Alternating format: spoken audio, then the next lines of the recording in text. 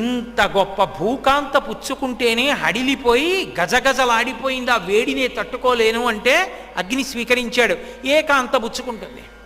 పోని త్యాగం చేసి మా దేవతల భార్యల్లోనే ఎవరో ఒకరి భార్య యందు ప్రవేశపెడదామంటే మా భార్యలకి పిల్లలు పుట్టారని శాపం ఉంది కాబట్టి వాళ్ళకి పిల్లలు పుట్టారు. ఇప్పుడు అసలు ఎక్కడ నిక్షేపించాలి ఆ శివ తేజస్సుని?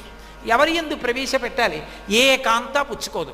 ఒకవేళ ఎవరైనా ధైర్యం చేసి పుచ్చుకున్నారనుకో, పార్వతీదేవికి తెలియకుండా ఉంటుందా? అగ్ని యందు ఉన్న శివ తేజస్సుని మళ్ళీ పుచ్చుకుంది ఒక ఆవిడ అని తెలిస్తే ఊరుకుంటుందా ఆదిశక్తి? కాబట్టి ఎలా అసలు ఈ కథ ఎలా నడుస్తుందయా నాకు చెప్పమన్నారు. మళ్ళీ బ్రహ్మగారు కళ్ళు మూసుకున్నాడు. బాగా ఆలోచించి నాకు ఒక్క మార్గం కనపడుతోంది అన్నాడు. ఏమిటి చెప్పండి అన్నారు. ఒక్క మార్గం ఉంది. అక్క కడుపున పుట్టినటువంటి పిల్లవాడు చెల్లెలికి కూడా కొడుకే అవుతాడు. ఒకానొకప్పుడు